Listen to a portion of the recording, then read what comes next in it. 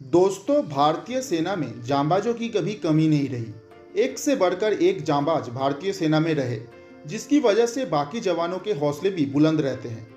यूं तो भारतीय सेना में किसी भी तरह के अंधविश्वास की कोई जगह नहीं है, लेकिन ये कहानी है भारतीय सेना के विश्वास की, जो वास्तविक होकर भी अविश्वसनीय है। एक सैनिक जो मरणोपरांत भी अपना काम पूरी मुस्तैदी और निष्ठा से कर रहा है, मरने के बाद भी वो सेना में कार्यरत है और उसकी पदोन्नति भी होती है। दोस्तों, हैरान करने वाली ये दास्तां है बाबा हरभजन सिंह की। 30 अगस्त 1946 को जन्मे हरभजन सिंह 9 फरवरी 1966 को भारतीय सेना के पंजाब रेजिमेंट में सिपाही के पद पर भर्ती हुए थे। 1968 में वो 23वें पंजाब रेजिमेंट के साथ पूर्वी सिक्किम में सेवारत थे। 4 अक्टूबर 1968 को खच्चरों का एक काफिला लेकर वे पूर्वी सिक्किम के डोंगचुई की ओर जा रहे थे। इसी दौरान नाथुला पास के पास पांव फिसलने के कारण गहरी खाई में गिरने से उनकी मौत हो गई थी।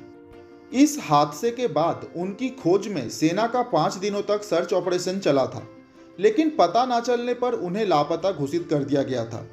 बताया जाता है कि हादसे के 5वें दिन हरभजन सिंह ने अपने एक साथी सिपाही प्रीतम सिंह को सपने में आकर अपनी मृत्यु की जानकारी दी और बताया था कि उनका शव कहाँ पड़ा है। साथ ही उन्होंने उसी जगह पर अपनी समाधि बनाए जाने की इच्छा भी रखी थी।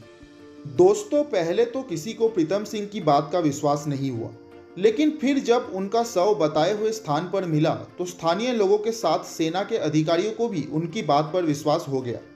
ऐसे में इस घटना के बाद सेना के अधिकारियों ने सैनिक हरभजन सिंह की उसी जगह पर समाधि बनवा दी। मृत्युपरांत भी हरभजन सिंह अपने साथियों को नाथुला के आसपास चीन की सैनिक गतिविधियों की जानकारी सपनों में देते थे, जो हमेशा सत्य होती थी। तभी से हरभजन सिंह का मृत शरीर भारतीय सेना की सेवा कर रहा है और इसी तथ्य के मद्देनजर मृत्यु के बाद भी उन्हें भारतीय सेना के सेवा में रखा गया है। उनकी आधिकारिक रिटायरमेंट 2006 में हुई। इस दौरान उन्हें दूसरे सिपाही की तरह वेतन भी मिलता था और उनकी पदोन्नति सिपाही से कैप्टन की हो गई थी।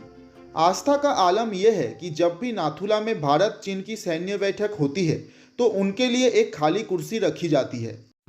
इसी आस्था के चलते भारतीय सेना उन्हें सेवारत मानते हुए 2006 तक हर साल 15 सितंबर से 15 नवंबर तक की छुट्टी मंजूर करती थी और बड़ी श्रद्धा के साथ स्थानीय लोग एवं सैनिक एक जुलूस के रूप में उनकी वर्दी, टोपी, जूते एवं साल भर का वेतन 2 सैनिकों के साथ सैनिक गाड़ी में नाथुला से न्यू जलपाईगुड़ी रेलवे स्टेशन तक लाते थे। वहां से डिब्रूगढ़ अमृतसर एक्सप्रेस से उन्हें जालंधर लाया जाता था।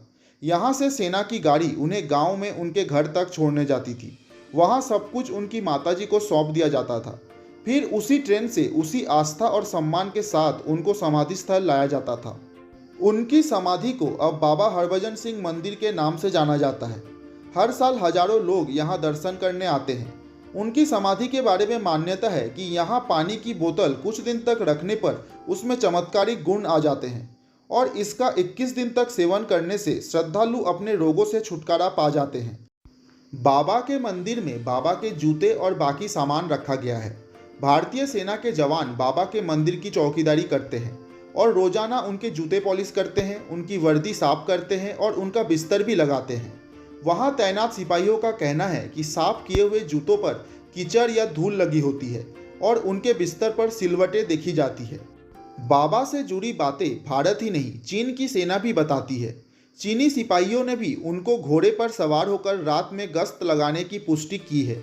भारत और चीन आज भी बाबा हरभजन के होने पर यकीन करते हैं। दोस्तों, इस तरह की आस्था पर भले ही सवाल उठाए जाए और अंधविश्वास कहा जाए, लेकिन भारतीय सैनिकों का मानना है कि उन्हें यहाँ से शक्ति की अनुभूति होती है। तो दोस्तों, ये थी बाबा हरभजन सिंह के जीवन की अद्भुत कहानी। उम्मीद करता हूँ आपको ये वीडियो ज़रूर पसंद आई होगी। दोस्तों, अगर आपको हमारा ये वीडियो अच्छा लगा तो प्लीज़ इस चैनल को सब्सक्राइब एंड शेयर करना मत भूलिएगा और आपके विचार हमें कमेंट करके ज़रूर बताइएगा। धन्यवाद।